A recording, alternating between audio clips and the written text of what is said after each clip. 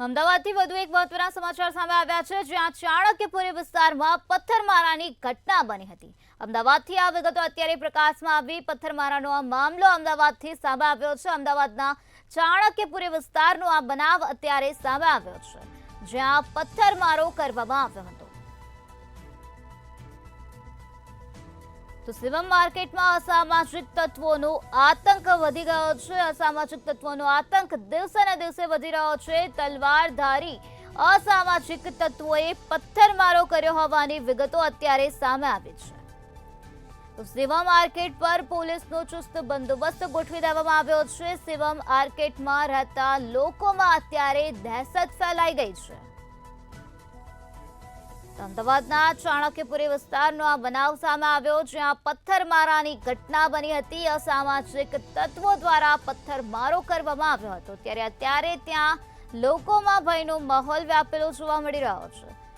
તલવારધારી અસામાજિક તત્વોએ પથ્થરમારો કર્યો હતો, ત્યારે શિવમ માર્કેટ પર પોલીસનો ચુસ્ત બંદોબસ્ત અત્યારે ગોઠવી દેવામાં આવ્યો છે। પોલીસ દ્વારા અત્યારે ચાંપતી નજર રાખવામાં આવી રહી છે।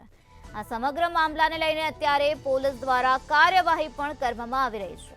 ત્યારે શિવમ માર્કેટમાં રહેતા લોકોમાં અત્યારે દહેશત ફેલાયેલી જોવા મળી રહી છે। અમદાવાદમાં અસામાજિક તત્વોનો ત્રાસ દિવસે ને દિવસે વધી રહ્યો છે, ત્યારે આવો જ એક બનાવ અમદાવાદના ચાણક્યપુરી વિસ્તારથી સામે આવ્યો છે। અમદાવાદના ચાણક્યપુરીમાં પથ્થરમારાની ઘટના બની હતી। અસામાજિક તત્વો દ્વારા શિવમ માર્કેટમાં પથ્થરમારો કરવામાં આવ્યો હતો। તલવારધારી અસામાજિક તત્વોએ પથ્થરમારો કર્યો હતો।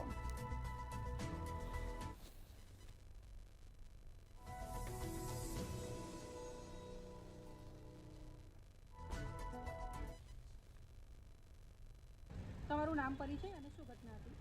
મારું નામ પટેલ વિષ્ણુભાઈ છેડુલાલ, હું આ સોસાયટીમાં ચેરમેન છું। શું થયું હતું કાલે? કાલે અમારા ત્યાં 7:30 બનાવ બન્યો। એમાં એક ઈસમમાં આવ્યો અજાણત, એટલે મેં પૂછતાછ કરી અને પૂછતાછના સંદર્ભમાં એને કીધું કે હું ઘરે રહું છું। મેં ક્યાં તારીખથી? કારણ કે 27 તારીખે મેં ભાડાકડા તો કે કાલે બનાવવાનો છે। બીજો આવ્યો તો દારૂ પીધેલી હાલતમાં હતો। ત્રીજો આવ્યો અજાણ્યો, મને લાગ્યો એટલે એના પૂછતાછ કરી અને પછી તો સોસાયટીના મેમ્બર્સ આવી ગયા અને તે દારૂ પીધેલો તો એના બધી પૂછતાછ કરવા માંડી અને પછી જે એક ઈસમ નાસી ગયો એ બધાને તલવારધારી હથિયારધારી માણસોને લઈને આવ્યો।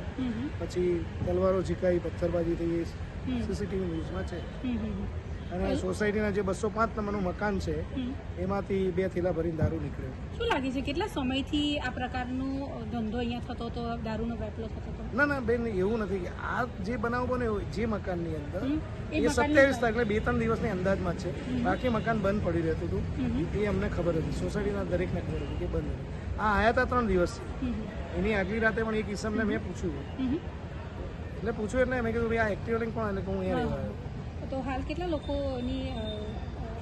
પકડાય છે?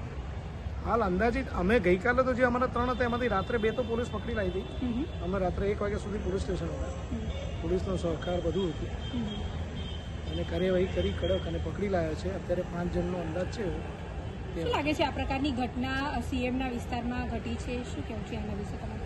એને અમારી એવી ઈચ્છા છે કે અમારા ત્યાં સરસ 2 પોલીસ અધિકારી રહીએ, એમનો પણ સાથ સહકાર હતો અને એના કારણે બધું બન્યું અને પછી પોલીસે તરત ટીમો રવાના કરીને પકડી લાવ્યા। એટલે આવું કોઈ પણ સોસાયટીમાં ના બને એવું સીએમ સાહેબ કે આપણા ગૃહમંત્રી શ્રી આગળ સૂચનાઓ આપી દે કે ભાઈ આવા થોડા દિવસે આવું બનાવ ના બને અને આ ખોફ ના ફાટી નીકળવો, નહીં તો માણસોનું જીવન સલામત થાય।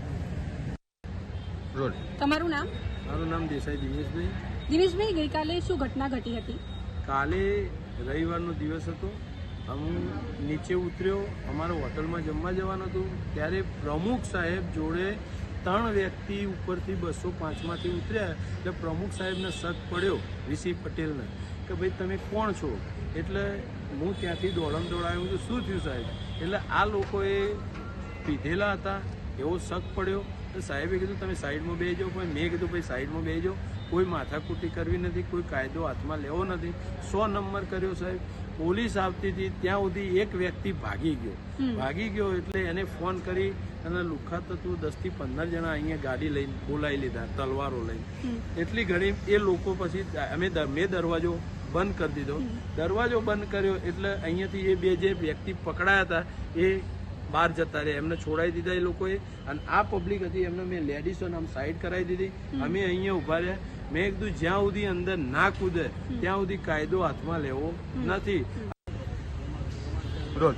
અમદાવાદના ચાણક્યપુરી વિસ્તારમાં અસામાજિક તત્વોનો આતંક સામે આવ્યો છે. ગઈકાલે ચાણક્યપુરી વિસ્તારમાં આવેલા શિવમ આર્કેડમાં અસામાજિક તત્વો દ્વારા પથ્થરમારો કરવામાં આવ્યો અને તલવાર લઈને આવેલા અસામાજિક તત્વોએ અહીંયા આવીને આતંક મચાવ્યો હતો.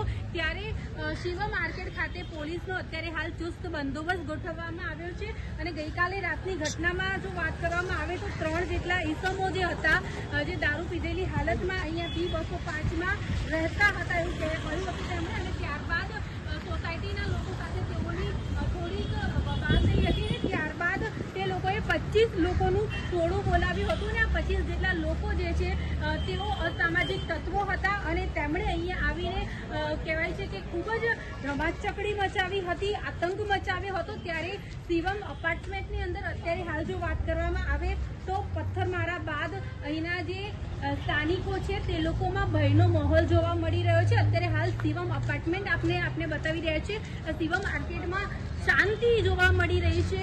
અને ગઈકાલે જે ઘટના ઘટી ત્યારબાદ અહીંના જે રહીશો જે છે તેઓ જે છે તે અત્યારે હાલ ભયભીત જોવા મળી રહ્યા છે. ગઈકાલે પોલીસે 2 લોકોની ધરપકડ પણ કરી છે અને પોલીસ 15 મિનિટની અંદર અહીંયા આવી ચૂકી હતી. અને ત્યારબાદ જો વાત કરવામાં આવે તો સ્થાનિકોએ સમગ્ર મામલો છે તે જણાવ્યો હતો. અહીંયા B205માં 3 જેટલા ઈસમો જે છે તે દારૂનો વેપલો કરતા હોય તેવું પણ એક વાત સામે આવી છે.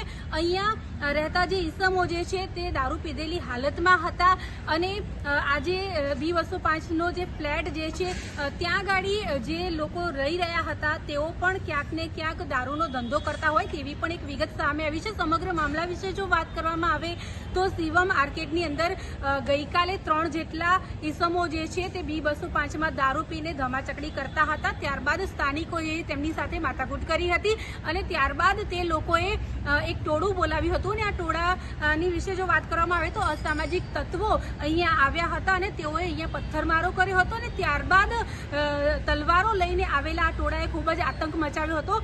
અહીંના સ્થાનિક લોકો દ્વારા જો વાત કરવામાં આવે તો પોલીસને જાણ કરવામાં આવી હતી અને ત્યારબાદ કહેવાય છે કે સમગ્ર મામલો જે છે તે થાળે પડ્યો હતો અને 2 જેટલા લોકોની ધરપકડ પણ કરવામાં આવી છે. બાકી બધા લોકોને અત્યારે હાલ પોલીસ જે છે તે તપાસ કરી રહી, શોધખોળ કરી રહી છે અને સમગ્ર મામલો જે છે તેમાં આગળની તપાસ જે છે તે હાથ ધરવામાં આવી છે.